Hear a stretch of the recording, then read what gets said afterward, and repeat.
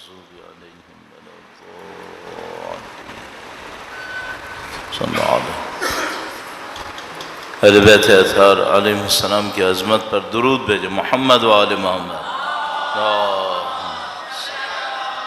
محمد و آل محمد وعجل فرجهم اعوذ باللہ من الشیطان الرجیم بسم اللہ الرحمن الرحیم الحمد للہ رب العالمین والصلاة والسلام على سید الانبیاء والمرسلین حبیب الہ العالمین ابی القاسم محمد صلی علی محمد آل محمد وعجل فرجهم وعلى آله الطيبين الطاهرين سيما بقية الله في الأراضين قال الله تعالى في كتابه الكريم بسم اللہ الرحمن الرحیم ام حسبت ان اصحاب الكهف والرقیم كانوا من آیاتنا عجبا درود بھیجے گا محمد و آل محمد صلی علی محمد محمد وعجل ایک بار پھر سب مل کے درود بھیجے محمد و آل محمد صلی علی محمد آل محمد وعجل خدا متعال کا انتہائی لطف و کرم ہے، انتہائی احسان ہے۔ پروردگار عالم نے ایک بار پھر یہ توفیق نصیب فرمائی ذکر اہل بیت اطہار علیہ السلام کی، دین کو سیکھنے کی کوشش، دین پر عمل کرنے کی کوشش۔ خدا متعال جب کسی بندے پر احسان کرنا چاہتا ہے، جیسا کہ روایت بیان کی، خدا متعال اس کو دین سیکھنے کی سعادت نصیب کرتا ہے۔ اللہ کی دی ہوئی اس نعمت کا شکر بجانے کے لیے کہ اس نے ہمیں سید الشہداء کے ذکر میں شرکت کی سعادت دی، ان کی پیروی، ان کی نسل طیبہ و طاہرہ کے معتقدین میں سے قرار دیا، اور اس دعا کے ساتھ کہ انشاءاللہ خدا ہمیں ان کے وارث کے ظہور کا دن دیکھنا نصیب فرمائے، ان کی نصرت کی سعادت اور اس راہ میں شہادت نصیب فرمائے، قیامت تک ہماری تمام نسلوں کو قرآن و اہل بیت کے تابعداروں میں قرار فرمائے۔ تمام دعاؤں کی قبولیت کے لیے ایک بار پھر مل کر درود بھیجیں محمد و آل محمد صلی علی محمد آل محمد وعجل فرجهم۔ دین مبین اسلام میں انسانوں کی تربیت کے لیے جو نظام تشکیل دیا گیا ہے، اس کی بہت ساری خوبیاں ہیں۔ ایک خوبی یہ ہے کہ کوئی انسان یہ نہیں کہہ سکتا کہ مجھے سمجھ میں نہیں آیا، یا کوئی یہ کہے کہ مثلا اگر آپ کو دین کے اندر کوئی کام انجام دینا ہے، تربیت کرنی ہے، اپنی ترقی کرنی ہے معنوی اعتبار سے، دینی اعتبار سے، تو مثلا جب تک آپ کے پاس یہ دولت نہ ہو، یہ علم نہ ہو، آپ یہ کام نہیں کر سکتے۔ جیسے دنیا کے اندر شرط ہوتی ہے کہ مثلا اگر آپ اس ادارے کے اندر جانا چاہتے ہیں تو آپ کے پاس یہ فیس ہونی چاہیے، یہ آپ کے پاس پہلے سے ڈگری ہونی چاہیے، اس کے بعد آپ داخل ہو پائیں گے۔ جو کچھ بھی چاہیے آپ کے ہاتھ میں ہے، جب بھی آپ چاہیں شروع کر سکتے ہیں۔ تو مثال کے طور پر ایک آدمی کہے کہ میں کسی بھی وجہ سے 35 سال 40 سال زندگی کے اپنی تربیت نہیں کر سکا، اب شروع کر سکتا ہوں، بسم اللہ۔ کوئی کہے کہ مجھے 50 سال کے بعد دین کی تعلیمات کا شعور حاصل ہوا، جیسے وہ مشہور و معروف حدیث ہے عنوان بصری میں، ایک آدمی عمر گزارنے کے بعد مولا چھٹے امام جعفر صادق علیہ السلام کے سامنے اللہم صل علی محمد آل محمد وعجل فرج، اتنی عمر گزارنے کے بعد آتے ہیں، امام نصیحت فرماتے ہیں کہ اس طرح نصیحتوں پہ عمل کرو اور تم معنوی تربیت حاصل کرو گے۔ تو کوئی قید و شرط نہیں ہے، صرف ایک شرط جو واقعی شرط ہے، اور وہ سب بھی ہمارے آپ کے ہاتھ میں، اپنے ہاتھ میں ہے، وہی کہ آپ کا ارادہ ہے یا آپ کا ارادہ نہیں ہے، آپ کنونس ہو گئے یا کنونس نہیں ہوئے۔ جبر سے یہ کام نہیں ہو سکتا، مصنوعی طور پر یہ کام نہیں ہو سکتا، آپ کو پہلے اپنے اندر اس پہ کنونس ہونا پڑے گا کہ کرنا ہے یا نہیں کرنا ہے۔ اچھا، وہ کب انسان کنونس ہوتا ہے، کب معتقد ہوتا ہے؟ میرا خیال ہے کہ اعتقاد کے لیے ضروری ہے کہ پہلے اس کو اس راستے کے صحیح ہونے کا یقین ہونا چاہیے۔ اگر راستے کے صحیح ہونے کا یقین نہ ہو، مثلا کسی کو اپنے ڈاکٹر کی مہارت پہ یقین نہ ہو، تو چھوٹا موٹا علاج تو کروا لے گا ٹیسٹ کرنے کے لیے، لیکن اس سے کہیں کہ اپنی کسی مہلک بیماری کا علاج ایسے بندے سے کراؤ جس کی مہارت پہ تمہیں یقین نہیں ہے، کروائے گا کیا؟ نہیں، کہے گا معاملہ میری جان کا ہے، مجھے کہیں سیزنل بخار ہوا ہے تو میں کسی کے پاس بھی جا کر اس سے میڈیسن لے سکتا ہوں، خدا نہ کرے نعوذ باللہ کوئی ایسی بیماری لاحق ہو گئی جس میں جان خطرے میں ہے، اب میں ایسے نہیں کر سکتا کہ میں کسی کے پاس بھی جاؤں، اس سے کہوں تھوڑی کوئی دوائی دو میں دیکھوں کیا ہوتا ہے، دیکھنے کی بات نہیں، جان خطرے میں ہے۔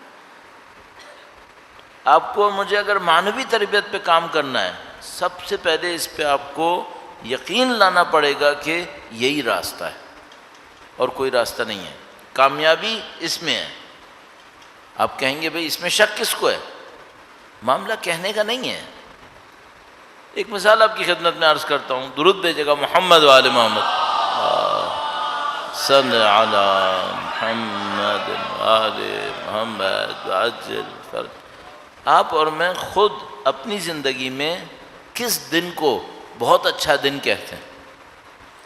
کب اپنے دل میں واقعی خوشی احساس کرتے ہیں؟ کب ہوتا ہے یہ؟ اپنے بچوں میں کس بچے کو دیکھ کر آپ احساس کرتے ہیں کہ یہ معرکہ ہوا، یہ بہت اچھا ہے، صحیح ہے؟ اس سے مجھے اور آپ کو تھوڑا سا اندازہ ہو جائے گا کہ ہمارے لیے اہم کیا چیز ہے۔ جب دو چیزیں ٹکراتی ہیں کس کو ترجیح دیتے ہیں؟ اس سے پتہ چل جاتا ہے، تھوڑا بہت پتہ چل جاتا ہے، ورنہ تو آپ کو معلوم ہے کل جو بہت خوبصورت کل ایک روایت پڑھی تھی کہ انسان کو کچھ انسان نشوں میں مبتلا ہو جاتے ہیں۔ یہ جو نشے ہیں یہ کیا ہے؟ یہ دھوکے جو ہمیں یہ دنیا دیتی ہے، جس میں امام نے فرمایا کسی کو مال کا نشہ ہے، کسی کو طاقت کا نشہ ہے، کسی کو جوانی کا نشہ ہے، کسی کو تعریف کا نشہ ہے۔ یہ نشے ہیں جن کے اندر انسان گھومتا رہتا ہے، اور خدا نہ کرے نعوذ باللہ ایک دن آتا ہے جو بے بسی کا دن ہوتا ہے، اس دن وہ اپنے آپ سے پوچھتا ہے کہ اب کیا چاہیے، پھر اس دن سب کچھ ختم ہو چکا ہوتا ہے۔ لیکن خوش قسمت وہ انسان ہے جس پر یہ دن اس وقت آئے جب ابھی کچھ کرنے کو باقی ہے۔ اگر اس وقت آئے جب کچھ کرنے کو باقی نہیں ہے تو کیا فائدہ ہوا؟ تو اگر کسی کو، کل پرسوں میں نے آپ کی خدمت میں عرض کیا تھا شاید کہ مثلا ایک آدمی مر رہا تھا، وہ میں نے سی ٹی اسکین کہا تھا، شاید کوئی اور ٹیسٹ تھا وہ، جس کے اندر وہ بندہ تھا اور اس کے دماغ کی جو ایکٹیویٹی تھی وہ پتہ چلی کہ وہ میموری کو جا کے چیک کر رہا تھا سارا۔ اگر اس کو پتہ بھی چل گیا کہ میں نے غلط کیا تھا، اب کیا کر لے گا؟ اب تو موت آ گئی ہے۔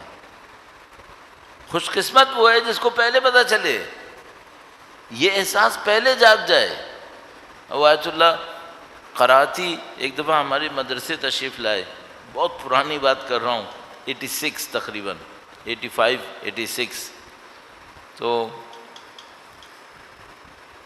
تشریف لائے تو انہوں نے ایک واقعہ سنایا، کہنے کے کہ تھوڑا سا لمبا واقعہ میں جلدی کر کے سناتا ہوں۔ تو انہوں نے کہا کہ میں ایک دفعہ کسی موقع پر یہ احساس کرنے میں کامیاب ہو گیا کہ میرے کام میں خلوص نہیں ہے، میرے کام میں خلوص نہیں ہے۔ کام کا ظاہر ہے، کام کا معیار یہی ہوتا ہے کہ وہ اللہ کی خاطر ہو۔ اللہ کی خاطر کام کرنا بہت مشکل ہے، کوئی نہ کوئی چیز ہوتی ہے جو ساتھ لگی رہتی ہے، اور وہ انسان کو پتہ بھی ہوتا ہے کہ کچھ لگا ہوا ہے، لیکن دھوکہ چلتا رہتا ہے، بعض اوقات پتہ بھی نہیں چلتا۔ مثلا کہ کوئی انسان خدا کی بندگی کرتا ہے لیکن لباس میں دل اٹکا ہوا ہے، اگر اچھا لباس نہیں پہنتا، شو بازی، تو مزہ نہیں آتا۔ اچھا اس کو پتہ بھی نہیں چلتا کہ میں ایسے ہوں، زندگی گزرتی رہتی ہے، پھر شاید کبھی خدا توفیق نصیب کر دے تو پتہ چل جاتا ہے۔ تو بہرحال آیت اللہ قراتی فرماتے ہیں کہ میں کچھ درس وغیرہ کے دوران ایک نتیجے پر پہنچا کہ میرے اندر خلوص کی کمی ہے، کہنے کہ میں بہت پریشان ہوا۔ اس زمانے میں وہ اس کے اوپر بہت زیادہ تاکید کرتے تھے، 86 کی قریب بات بتا رہا ہوں، بہت زیادہ تاکید کر رہے تھے۔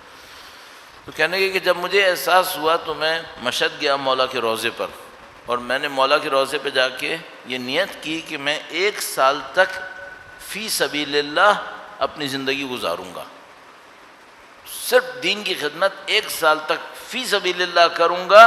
اور مولا سے کہا کہ مولا میں آپ کے ساتھ یہ معاہدہ کرنے آیا ہوں کہ میں یہ کروں گا، آپ مجھے خلوص دلوا دیں، میرے دل میں خلوص ہو جائے، میں خدا کے لیے کروں۔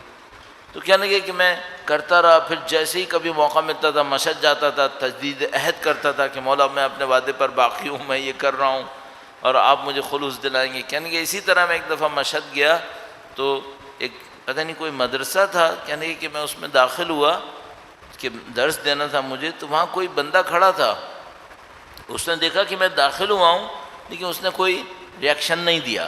مثلا جب ظاہر ہے کوئی بڑی شخصیت داخل ہو رہی ہوتی ہے تو لوگ تھوڑا سا راستے سے ہٹ جاتے ہیں، وہ ایسے ہی پیچھے پیٹ کیے ہوئے کھڑا تھا۔ اس نے دیکھا قراتی آ رہا ہے، اس نے کہا آتا ہے میں کیا کروں، وہ یوں ہی کھڑا رہا۔ تو کہنے کہ میں نے اس کو دیکھا تو تھوڑا سا مجھے فیل ہوا کہ اس کو تھوڑا سا تو جگہ دے دینی چاہیے تھی۔ کہنے کہ جیسے ہی مجھے فیل ہوا میں سمجھ گیا کہ میں ابھی بھی زیرو ہوں، میرے کام میں خرابی ہے، صحیح نہیں کر پایا۔ کہنے کہ میں بہت رویا، میں بہت پریشان ہوا کہ یہ ہوا کیا، میں نے اتنی مہینے محنت کی تھی خلوص کے ساتھ۔ کہنے لگے کہ مجھے کچھ سمجھ میں نہیں آیا کہ اب میں کہاں جاؤں۔ تو ایک عارف کا انہوں نے بتایا، نام لیا تھا، میرے ذہن سے نام نکل گیا، 86 کی بات ہے، اس وقت میں خود 18-19 سال کا تھا، تو مجھے 86 بھی شاید نہیں ہے، 85 ہے شاید، 12۔ تو وہ جناب عالی، پھر بعد میں نے کسی کتاب میں بھی ان کا لکھا ہوا یہ واقعہ پڑھا ہے، لیکن اس میں بھی جو عارف کا نام لکھا تھا وہ میرے ذہن سے نکل گیا ہے۔ تو کہنے کہ میں ان کے پاس گیا، وہ ان سے بھی زیادہ مسن تھے، اس وقت قراتی اتنے بوڑھے نہیں تھے، ظاہر ہے نسبتاً ادھیڑ عمر کے تھے۔ تو کہنے کہ میں جن کے پاس گیا وہ بہت بزرگ تھے، تو ان کی بالکل سفید داڑھی اور یہ اور وہ۔ کہنے کہ میں ان کے پاس گیا تو انہوں نے پوچھا کیوں آئے ہو؟ کہنے کہ میں اس لیے آیا ہوں، میرے ساتھ ایک مشکل ہے۔ پھر میں نے اپنی مشکل بتائی کہ میرے ساتھ یہ ہوا۔ تو کہنے کہ جب میں نے ان کو بتایا تو وہ رونے لگے، کہنے کہ وہ اتنے روئے کہ میں بھی رونے لگا۔ روتے روتے اس کے بعد میں نے ان سے پوچھا کہ آپ کیوں رو رہے ہیں؟ کہنے کہ میں سوچ رہا ہوں تم کتنے خوش قسمت ہو جس کو اپنی اس عمر میں پتہ چل گیا، اگر میری طرح بڑھاپے میں آ کے پتہ چلتا تو کیا کرتے؟ تو اب یہ نشہ ہے، چل رہا ہے، ایک کے بعد ایک نشہ ہمیں گھسیٹتا رہے گا، کبھی جوانی کا نشہ، طاقت کا نشہ، تعریف کا نشہ، یہ وہ۔ کبھی یہ سوچیں گے بچے بڑے ہو جائیں گے نا پھر میں معنوی تربیت کروں گا، کبھی سوچیں گے جب میں ریٹائر ہو جاؤں گا نا پھر میں انشاءاللہ۔ یہ وقت نہیں آئے گا اس طرح، یہ وقت لانا پڑے گا تب شروع ہوگا۔ تو ابھی توفیق نصیب ہوئی بھی ہے، تھوڑا سید الشہداء کی محبت کے صدقے میں خدا متعال نے یہ موقع نصیب کیا ہوا ہے۔ جلد از جلد اس کے اوپر محنت شروع کریں، جتنی جلدی ہو سکتا ہے۔ اور کیا محنت شروع کریں؟ یہی چھوٹی چھوٹی باتیں جو ابھی آپ چند دن سے مجالس میں سن رہے ہیں، انہی چھوٹی چھوٹی باتوں پہ کام شروع کریں، اور انہی چھوٹی باتوں کے اندر سارے راز رکھے ہوئے ہیں۔ تو آپ یہ نہ سوچیں کہ مثلا ہم اگر کسی عارف سے ملتے، وہ ہمیں ایک دعا بتاتے، ہر روز میں وہ دعا پڑھتا تو 5 دن میں، 10 دن میں، 50 دن میں ولی اللہ بن جاتا۔ نہیں، کوئی ایسا نہیں ہوتا ہے۔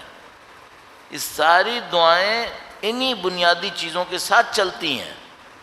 کوئی دعا کسی کو ولی اللہ اس طرح نہیں بنا دیتی۔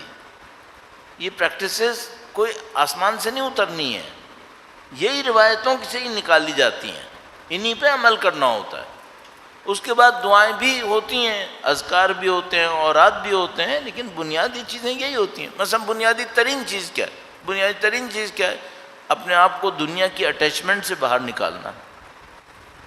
دنیا پہ مت مرو، دنیا کی خواہش، دنیا کی اٹیچمنٹ کہ مثلا اگر یہ نہیں ہو پھر میں کچھ نہیں ہے۔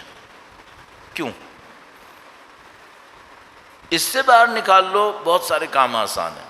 تو یہ جتنی بھی روایتیں آپ دیکھ رہے ہیں، ان سب میں جو ایسنس آپ کو نظر آئے گا وہ یہی نظر آئے گا کہ آپ نے دنیا سے اٹیچ نہیں ہونا ہے، اور ہاں دنیا میں زندگی بھی گزارنی ہے، کمانا بھی ہے، بچوں کے اور خاندان کے ساتھ بھی رہنا ہے، سارے کام کرنے ہیں، لیکن اس کے باوجود اصلی توجہ خدا پہ رہے، خدا کے لیے زندگی گزارے، اس میں اصلی کمال نصیب ہونا ہے۔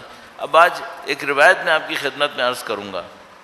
میں شاید وہ انسان کے ساتھ جب بوڑھا ہونے لگتا ہے تو اس کو جوانی یاد آتی ہے، تو میں آج وہ روایت آپ کی خدمت میں عرض کر رہا ہوں جو میں نے پہلی دفعہ زندگی میں شاید اسی ٹائم میں پڑھی تھی، 85 کے قریب۔ تو یہ روایت مجھے اتنی اچھی لگی کہ کئی سال تک، 15-20 سال تک اگر کوئی مجھ سے کہتا تھا مجھے کوئی روایت بتا دیں، میں وہی روایت لکھ دیتا تھا۔ بعد میں جب لوگ کہتے تھے مولانا آپ اپنی کوئی چیز ہماری ڈائری پہ لکھ دیں، میں وہی روایت لکھتا تھا، اور وہ دوبارہ بھی آتا تھا اگلے سال، پھر بھی وہی روایت لکھتا تھا۔ یہ روایت مجھے اتنی اچھی لگتی تھی۔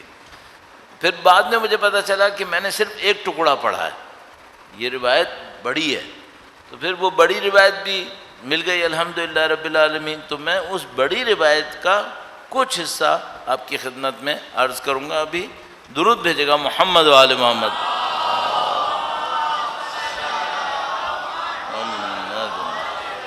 محمد اجل یا علی اللہم صل علی محمد آل محمد وعجل فرج۔ جب میں آج روایتیں دیکھ رہا تھا اور یہ روایت اپنے پاس نوٹ کر رہا تھا تو مجھے ایک اور روایت ملی۔ اس روایت کا موضوع تھوڑا سا ڈیفرنٹ ہے، لیکن یہ روایت بہت خوبصورت روایت ہے۔ یہ روایت غرر الحکم میں، غرر الحکم وہی جس کے اندر مولا کے فرامین، مولا امیر المومنین کے فرامین، چھوٹے چھوٹے فرامین لکھے ہوئے ہیں، بہت اچھی کتاب ہے۔ میرے خیال میں اس کا اردو میں نام تھا تجلیات حکمت، جہاں تک مجھے یاد آ رہا ہے اس کا یہ نام ہے۔ بہت خوبصورت کتاب، بہت اچھا کلیکشن ہے۔ اس میں امام کا ایک قول لکھا ہے، العبد حر ما قنع والحر عبد ما طمع۔ فرمایا کہ اگر غلام بھی قانع ہو تو آزاد ہے، اور آزاد انسان لالچی ہو تو غلام ہے۔ بہت خوبصورت قول۔ غلام بھی قانع ہو تو آزاد ہے، اور آزاد انسان بھی لالچی ہو تو غلام ہے۔ صحیح ہے؟ اب ہم اس کو ہم اپنے زمانے میں ڈھال کے یوں کہہ سکتے ہیں کہ غریب بھی اگر قانع ہو تو امیر ہے، اور امیر بھی اگر لالچی ہو تو فقیر ہے، پھر فقیر۔ کیوں؟ اپنی لالچ کی وجہ سے ہمیشہ کوڑتا رہتا ہے کہ یہ نہیں ہے، ہونے کا احساس اس کے دل میں نہیں آتا، نہ ہونے کا احساس آتا ہے۔ نہ ہونے کا احساس کس کے دل میں ہوتا ہے؟ فقیر کے دل میں۔ جس کے دل میں یہ احساس ہو کہ میرے پاس ہے، وہ فقیر نہیں ہے، وہ امیر ہے۔ تو اگر قانع انسان ہو تو غریب بھی ہوگا نا تو امیر ہوگا، اور اگر لالچی ہوگا تو امیر بھی ہوگا تو فقیر ہوگا، وہ فقر میں ہے۔ تو اس میں ہمیں کیا درس ملا؟ درس یہ ملا، قانے رہو، دنیا کی حرص میں مت مرو۔ دنیا کی حرص انسان کو ایک طرف سے فقیری کا احساس دلاتی رہتی ہے کہ میرے پاس نہیں ہے، میرے پاس نہیں ہے، دوسری طرف سے ذلیل کرواتی ہے۔ ذلیل کیوں کرواتی ہے؟ چونکہ میں دوسرے کے سامنے اپنی کمزوری دکھا دیتا ہوں کہ دنیا میری کمزوری ہے۔ اچھا ایک بات اور عرض کرتا چلوں، اگر ہم یہ سمجھ رہے ہیں نا کہ ہم سب کو دھوکہ دینے میں کامیاب ہو جائیں گے، یہ ماخت ہے، نہیں کر سکتے۔ بعض اوقات ہم لوگ کوئی چیز غلط کر رہے ہوتے ہیں، اس ایسے اسٹائل سے کرتے ہیں کہ ہم یہ سمجھتے ہیں دوسروں کو سمجھ میں نہیں آئے گا کہ ہم کیا ڈرامہ کر رہے ہیں۔ یہ بے وقوفی ہے۔ دوسرے سمجھ جائیں گے، ایک دن دھوکہ کھائیں گے، 2 دن دھوکہ کھائیں گے، تیسرے دن سمجھ جائیں گے کہ یہ ڈرامے کر رہا ہے۔ اب ہم سمجھ رہے ہوں گے کہ اس کو سمجھ میں نہیں آیا، اس کو بھی پتا ہے کہ تم ڈرامے کر رہے ہو، تو وہ بولتا کیوں نہیں؟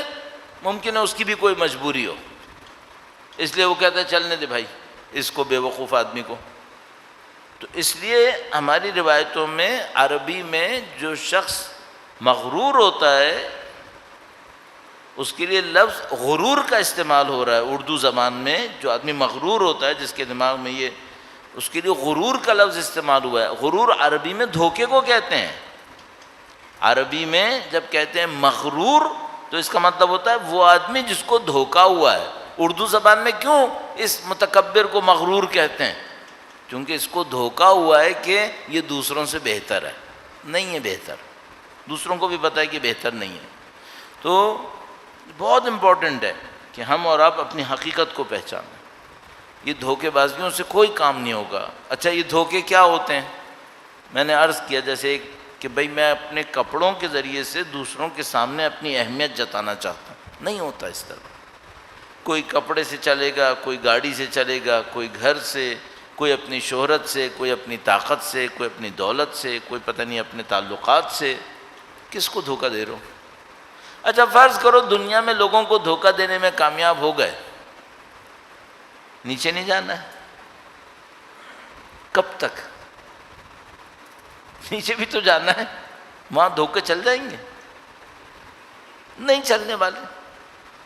تو کس کو دھوکہ دے رہے ہو؟ اصل میں اپنے آپ کو دھوکہ دے رہے ہو، اور کچھ نہیں ہے۔ باقی تو یہ دنیا ہے، جو بڑے تم طراق کے لوگ تھے، بڑی جاہ و حشم کے لوگ تھے، کیا خاک نہیں بنے؟ مٹی کا ٹکڑا نہیں بنے کیا؟ ہو جائیں گے۔ ابھی گھوم لو، پھر لو، جو کرنا ہے کر لو۔ بہرحال وہ روایت آپ کی خدمت میں عرض کرتا ہوں، روایت مستدرک الوسائل میں ہے۔ مستدرک الوسائل مستند کتاب ہے، جلد نمبر 12 میں صفحہ نمبر 173-74 پر ہے، اور یہ روایت منسوب بیان ہوئی ہے مولا چھٹے امام، امام جعفر صادق علیہ السلام۔ اللہم صل علی محمد آل محمد وعجل فرج۔ روایت کا بیان کا انداز ایسا ہے، امام نے فرمایا طلب تو میں نے یہ چیز ڈھونڈی، ٹھیک ہے۔ اب کوئی ہم پہ یہ اعتراض کر سکتا ہے کہ مولانا یہ روایت صحیح نہیں ہے، امام تھوڑی ڈھونڈتے ہیں، امام کو تو پتہ ہوتا ہے۔ امام کو پتہ ہوتا ہے، لیکن بیان کرنے کا طریقہ ہوتا ہے، لوگوں کو سمجھانے کا ایک طریقہ ہوتا ہے۔ تو اس میں بہت سارے جملات استعمال کیے امام نے۔ طلب تو میں نے اسے ڈھونڈا، اسے چاہا، اور اس کو یہاں پایا، اس طرح کر کے امام۔ مثلا میں عرض کرتا ہوں، طلبت الجنہ فوجدتها فی السخاء، پہلا جملہ یہاں سے شروع ہو رہا ہے۔ امام نے فرمایا کہ میں نے جنت کو ڈھونڈا، چاہا، تو اسے کہاں دیکھا؟ سخا میں، سخاوت دکھانے میں، کہ اگر کوئی سخاوت دکھائے گا تو جنت میں جائے گا۔ طلبت العافیہ فوجدتها فی العزلہ، میں نے ڈھونڈا، یہ چاہا کہ عافیت نصیب ہو فتنوں کے مقابلے میں، تو فرمایا کہ میں نے اس کو دوسروں سے تھوڑا سا دور رہنے میں پایا، کہ وہ بہت زیادہ انسان اپنے آپ کو، ہماری عرف عام میں اگر میں کہوں تو ہیرو بنانے کی کوشش نہ کرے، خاموشی سے لو پروفائل رہ کے زندگی گزارے، یہ بہتر ہے اس کے مقابلے میں کہ وہ کوشش کرے کہ میں پرومیننٹ ہو جاؤں۔ تو اس روایت میں امام کے جو جملات ہیں وہ اس انداز میں ہیں، طلب تو میں نے ڈھونڈا اور اس کو یہاں پایا۔ اب یہ روایت کافی طولانی ہے، میں چند جملے شروع کے تیزی سے پڑھ لیتا ہوں اور پھر وہاں پہنچتا ہوں جس کے اوپر میں تھوڑا سا وقت لگانا چاہ رہا ہوں۔ امام نے فرمایا میں نے جنت کو سخا میں پایا، عافیت کو عزلہ یعنی تھوڑا سا لو پروفائل ہونے میں، گوشہ نشینی آپ کہہ سکتے ہیں۔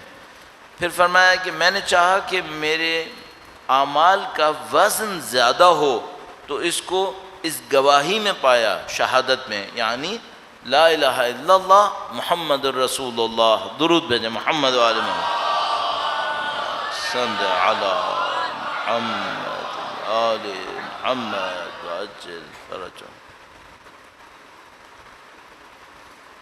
وطلبت السرعة في الدخول إلى الجنة، میں نے یہ چاہا کہ جنت میں تیزی سے کوئی داخل ہو تو اسے کہاں پایا؟ فوجدتها في العمل للہ تعالی، اس کو خلوص میں پایا کہ عمل کو صرف خدا کے لیے انجام دے۔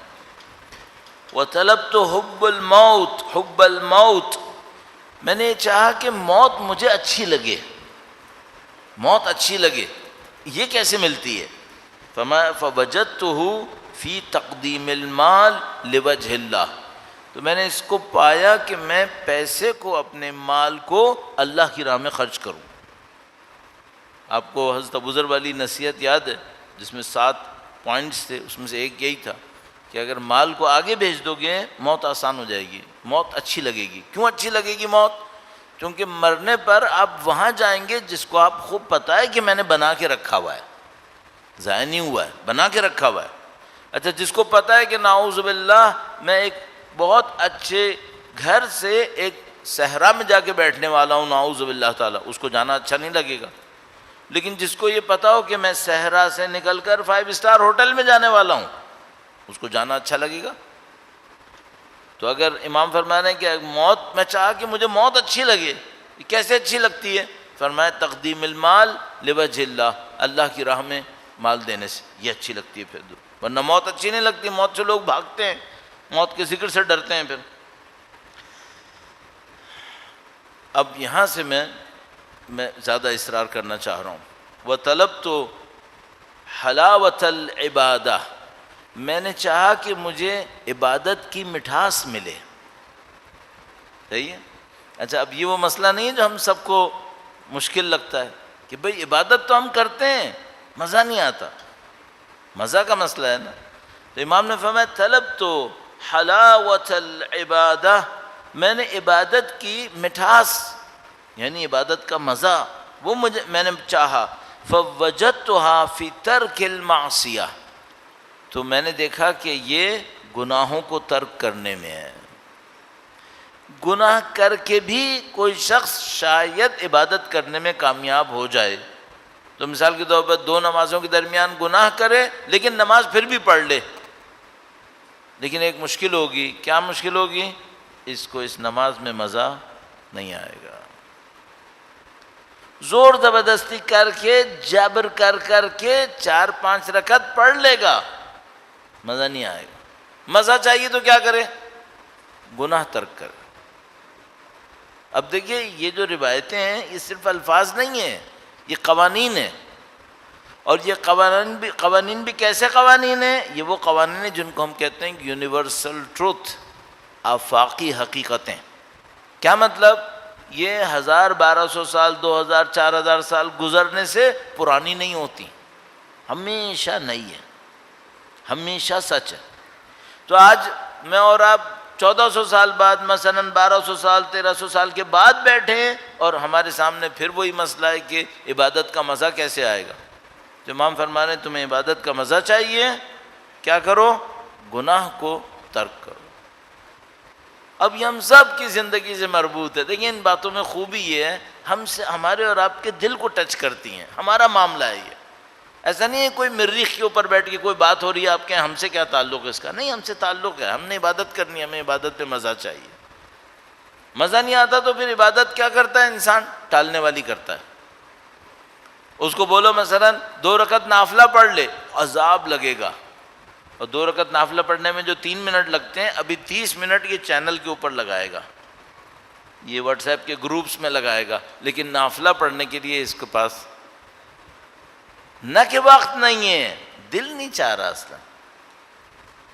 اور آپ نے خود اپنی زندگی میں دیکھا ہوگا، کبھی کبھی آپ کا دل چاہتا ہے عبادت کرنے کا، اور کبھی بالکل دل نہیں چاہتا۔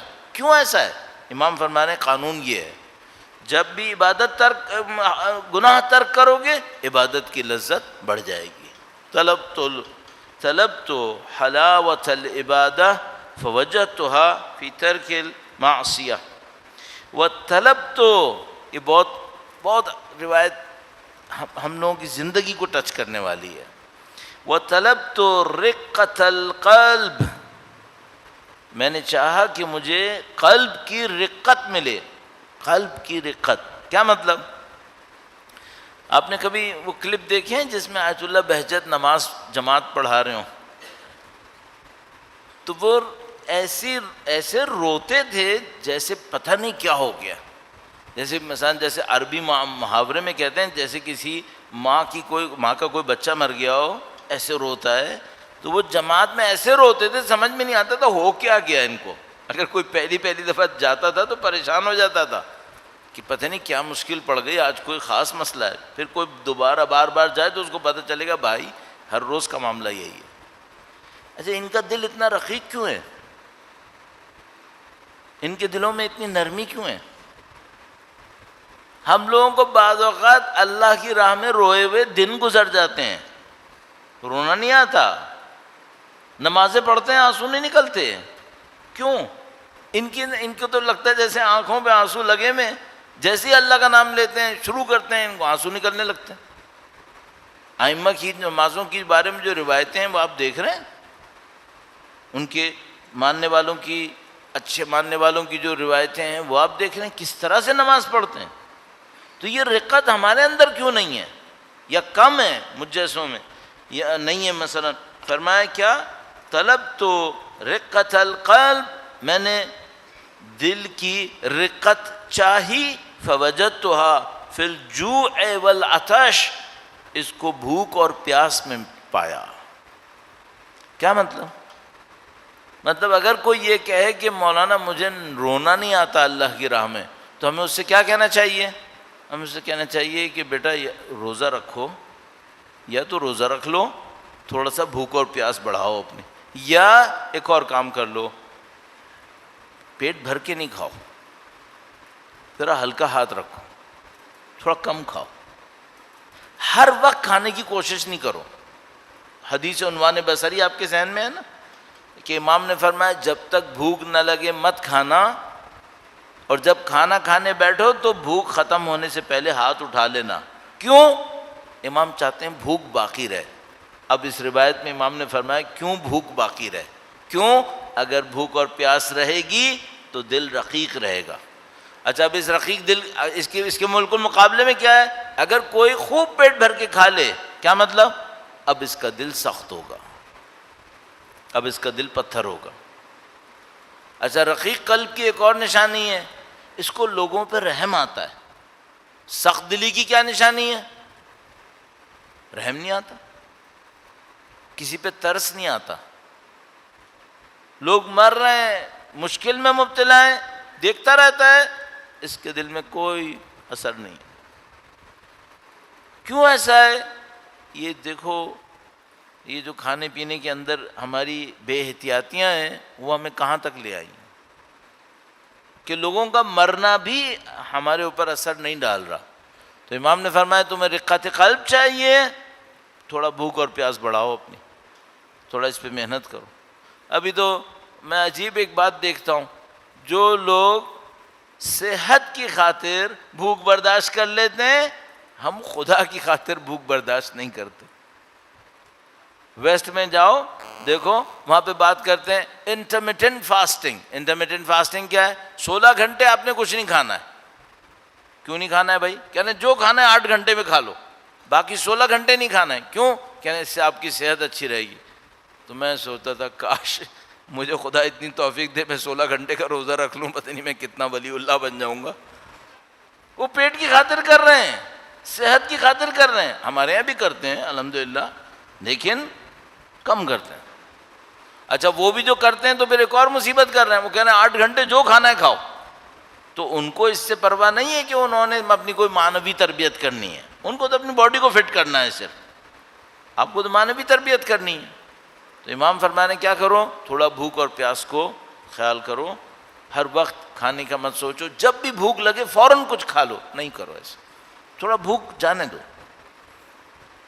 تاکہ تھوڑا سا مادیات سے تھوڑی اٹیچمنٹ کم ہو، تو اور پھر ذرا دماغ کچھ اور بھی سوچے، ورنہ صرف یہی سوچتا رہتا ہے. میں دیکھتا ہوں اور سنتا ہوں بعض اوقات تو مجھے تھوڑا سا اندر سے ایک احساس ہوتا ہے، البتہ میں تھوڑا سا کنجوس بھی ہوں تو مجھے ہوٹلوں میں جانا ویسے ہی ذرا مہنگا کام لگتا ہے، میں نہیں جاتا. لیکن کوئی مجھے بتاتا ہے مولانا فلاں جگہ کا کھانا اتنا اچھا ہے، ہم 50 منٹ ڈرائیو کر کے وہ کھانے گئے، تو میں دل میں سوچتا ہوں عجب بیوقوف آدمی ہے کہ یہ ایک مزہ لینے کے لیے 50 منٹ ڈرائیو کر کے گیا. زندگی اس سے زیادہ قیمتی ہے، زندگی اتنی سستی نہیں ہے کہ ایک مزے لینے کے لیے، وہ بھی پیٹ کا مزہ جس کا 2 گھنٹے کے بعد کوئی اثر نہیں بچے گا، میں اتنی محنت کروں. نہیں، یہ مت کروں، اس سے بہتر کام کرنے کے لیے پڑھیں. البتہ میں کہہ رہا ہوں ممکن ہے خود بھی کبھی کر بیٹھوں، کوشش کرتا ہوں کہ نہیں کروں، فضول کام لگتا ہے مجھے. بہرحال امام نے فرمایا طلبت رقۃ القلب فوجدتها فی الجوع والعطش، میں نے دل کی رقت چاہی تو اسے بھوک اور پیاس میں پایا. اب وہ جملہ آیا جو میں نے 85 میں پڑھا تھا اور ہمیشہ لکھتا تھا، اور وہ کیا تھا، طلبت نور القلب فوجدتہ فی التفکر والبکاء، کہ میں نے دل کی نورانیت مانگی، چاہی، اور اس کو غور و فکر اور گریہ و زاری میں پایا. ہاں، غور و فکر میں. اللہم صل علی محمد وآل محمد وعجل فرجهم.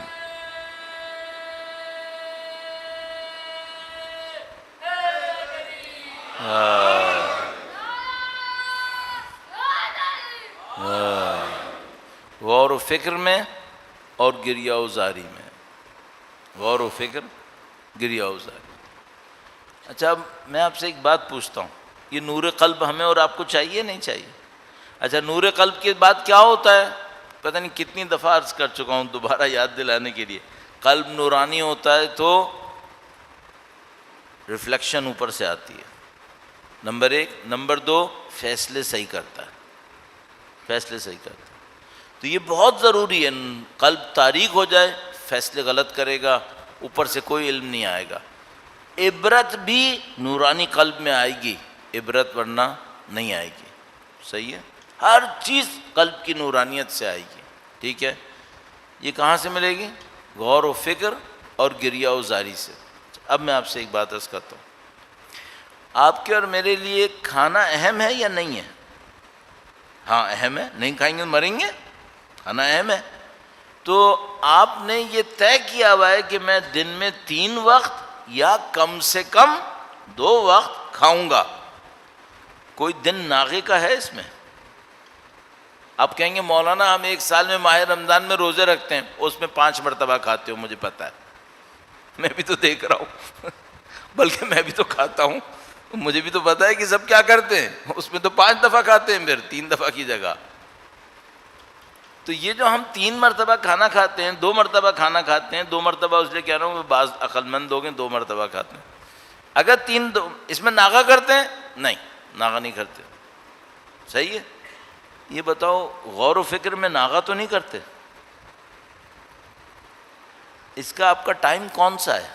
کھانے کا ٹائم کنفرم ہے، ناشتہ اتنے بجے کروں گا، دوپہر کھانا اتنے بجے کھاؤں گا، رات کا کھانا اتنے بجے کھاؤں گا، دیر سویر ہوگی تب بھی کھاؤں گا. کوئی یہ نہیں کہے گا آج 9 بجے رات کا کھانا نہیں کھایا نا، بس اب ٹائم نکل گیا، اب کل دیکھیں گے. نہیں، 1 بجے بھی کھائے گا. صحیح ہے. مجھے بتانا غور و فکر کا ٹائم کون سا ہے؟ اس کے لیے ٹائم کیوں نہیں طے کیا؟ کیوں؟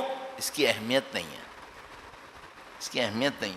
اچھا گریہ وزاری کا ٹائم کون سا ہے؟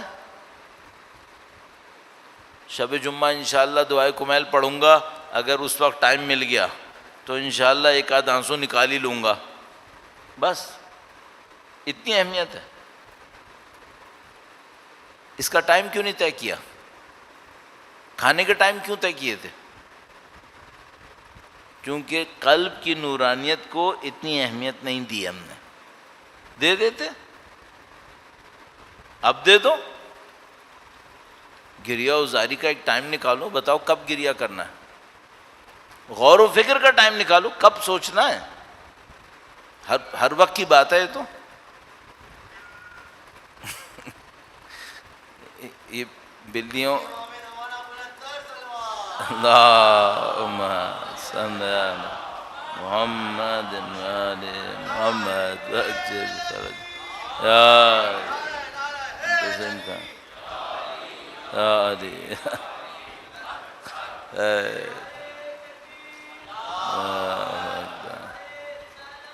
رسول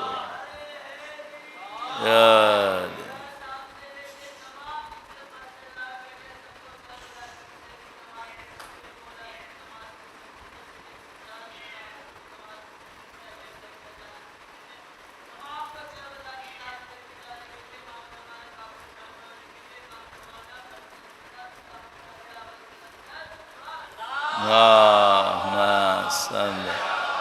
بس بیٹا کافی، بیٹھ جاؤ۔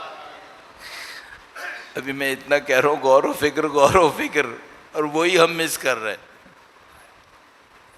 ہاں بھائی، ٹائم قیمتی ہے، بہرحال اب میں اس کے اوپر ذرا سے بھی کچھ بولوں گا تو لوگ کچھ اور سوچنے لگیں گے۔ آپ اپنی زندگی میں غور و فکر کا ایک وقت معین کر لیں، کب آپ نے سوچنا ہے، صحیح ہے۔ گریہ وزاری کا بھی وقت کیا کہوں، مثلا کوئی ایسا ٹائم نکالیں جس میں آپ کہیں کہ میں خدا کی خاطر بیٹھوں گا، صحیح ہے۔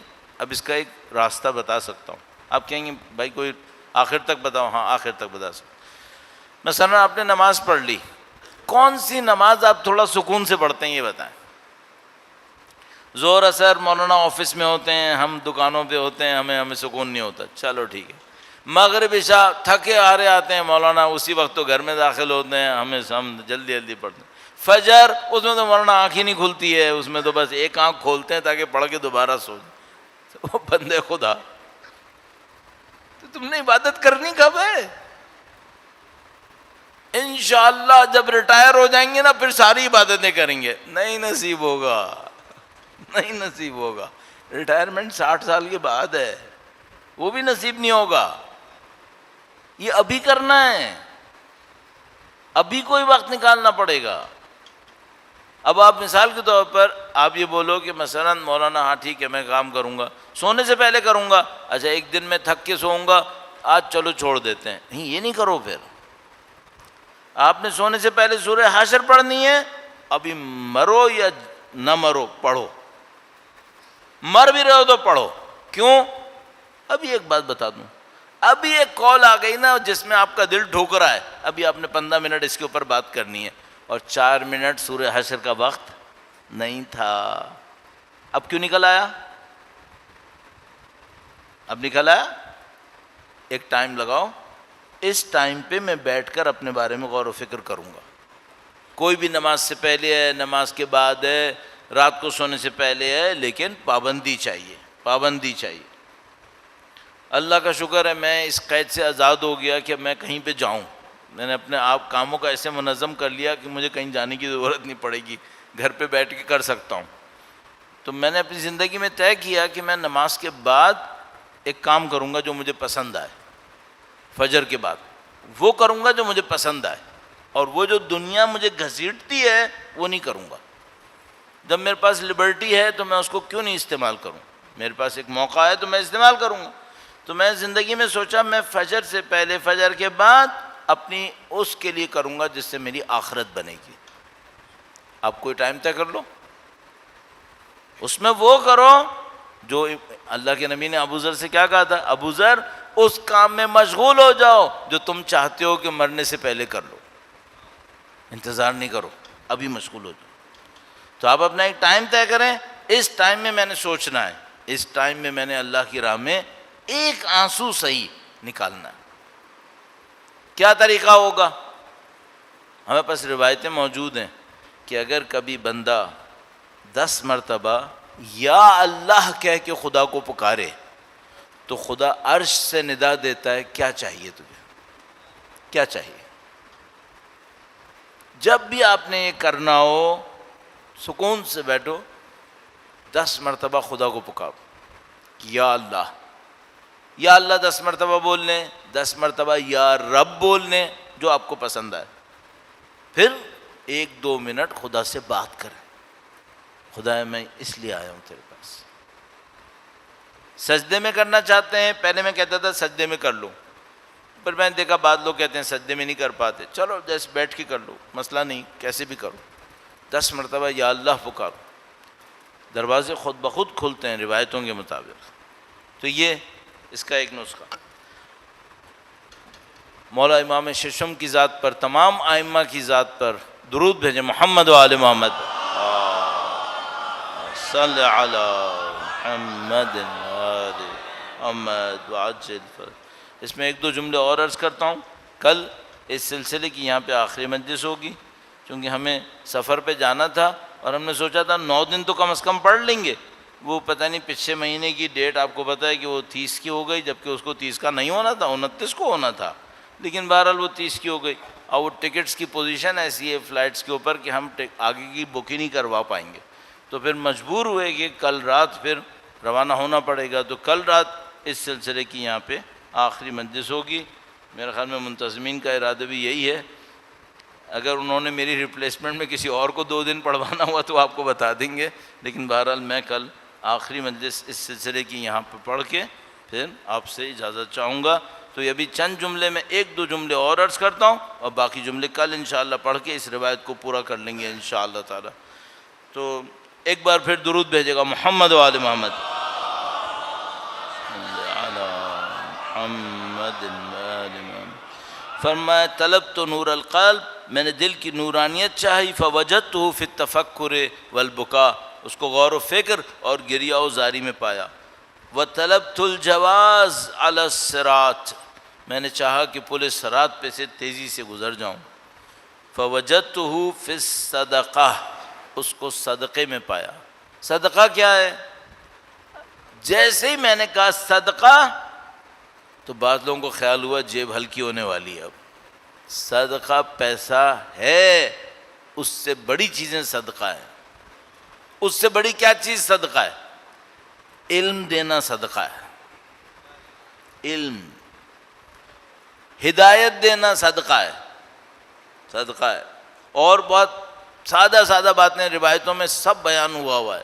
صدقے کی کتنی اقسام ہوتی ہیں، کیا کیا چیز صدقہ ہوتی ہے.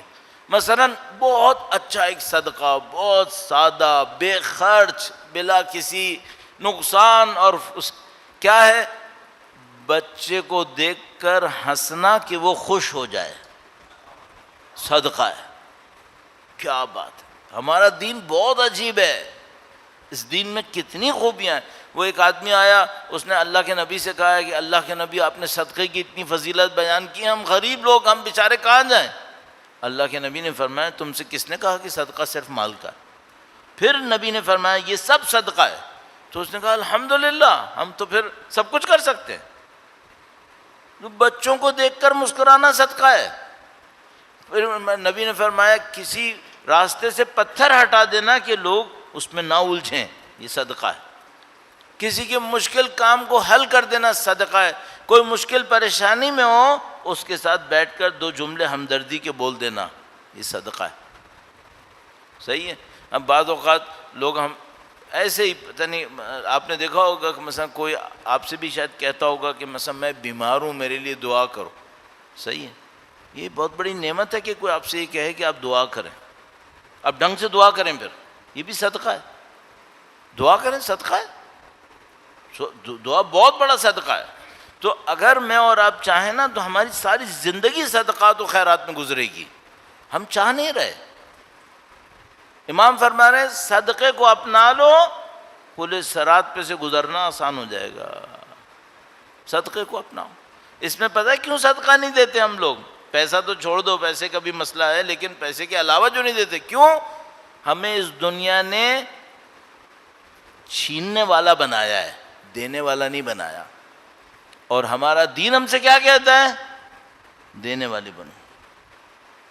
چونکہ اگر تم اللہ کے نام پر دو گے تو تمہیں خود خدا دے گا. اگر دینے والے بن جاؤ، مثلا آپ کسی کو خوشی دیں گے تو آپ کو خدا خوشی دے گا یا نہیں دے گا؟ بھر بھر کے دے گا، بھر بھر کے دے گا. تو آپ اس روایتوں میں بعد میں بھی عرض کریں گے. الحمدللہ رب العالمین، خدا نے آپ کو توفیق دی ہے، آپ اپنی محبتیں اہل بیت کو دینے آئے ہیں. بہت بڑی بات ہے. آپ وقت نکال کے اپنے گھروں سے نکلیں. اور کیوں نکلیں آپ اپنے گھروں سے؟ آپ نے اپنے اوپر واجب سمجھا ہے کہ نواسۂ رسول کے احترام میں گھر سے نکلیں. آپ خاندان نبی کو احترام دکھانے کے لیے، ان کی عظمت کا اعتراف کرتے ہوئے یہاں تک آئے. یہ جو آپ نے اللہ کے نبی کے خاندان کو اپنی طرف سے دینے کا ارادہ کیا ہے، یہ اللہ کو پتہ ہے کہ آپ نے ارادہ کیا ہے. اللہ اسے کاؤنٹ کرے گا کہ یہ میرے نبی کی محبت میں یہاں تک آ گئے، میرے نبی کے نواسے کی محبت میں یہاں تک آ گئے. تو خدا اس کو بغیر گنے نہیں جانے دے گا. خدا احترام کرتا ہے. اور ہم الحمدللہ رب العالمین، میں بار بار اس کو کہتا ہوں، میری والدہ دنیا سے رخصت ہو چکی ہیں. جب زندہ تھیں تب بھی میں کہتا تھا کہ ہم لوگ احسان مند ہیں، مقروض ہیں اپنی ماؤں کے. ہم ان کے مقروض ہیں. کیوں؟ ہم ان گودیوں میں پلے ہیں جس نے 1 سال بھی غم حسین کے بغیر نہیں گزارا ہے. الحمدللہ الحمدللہ. ہم ان گودیوں میں پلے جب ماؤں نے ہمیں گود میں لے کے ماتم کیے ہیں. ہم ان گودیوں میں پلے ہیں. ہم ان گودیوں میں پلے ہیں جن میں ہماری ماؤں نے ہمیں گود میں لے کر غم حسین میں گریہ کیا ہے. انہوں نے یہ غم ہمارے جسم میں، ہمارے لحم میں، گوشت میں اور خون میں داخل کر دیا ہے. یہ غم حسین، سید الشہداء کی محبت، اہل بیت کی محبت، یہ ہمارے ماؤں کا احسان ہے جو انہوں نے ہم پہ دی ہے. الحمدللہ رب العالمین. اب کوئی دشمن ہم سے یہ کہے کہ ہم تمہیں ڈرائیں گے تاکہ تم امام حسین کے تعلق سے نکل جاؤ، تو ہم ان کو یہی جواب میں کہیں گے یہ ہماری ماؤں کا دیا ہوا ہے، ہم چھوڑ نہیں سکیں گے، یہ ہم نہیں چھوڑ سکتے. اور کسی بھی انسان کے دل میں ہلکا سا بھی کوئی جذبہ ہو، انسانیت ہو، وہ کیوں نہیں آئے گا امام حسین کے غم میں ساتھ دینے کے لیے؟ ذرا منظر تو دیکھو، منظر تو دیکھو. تو میں ہمیشہ کوشش کرتا ہوں اپنے ذہن کو جانے دوں اور پھر کسی ایک مصائب تک پہنچوں. اس وقت میرا ذہن سید الشہداء کے بھائی مولا ابو الفضل پہ آ رہا ہے. مولا ابو الفضل،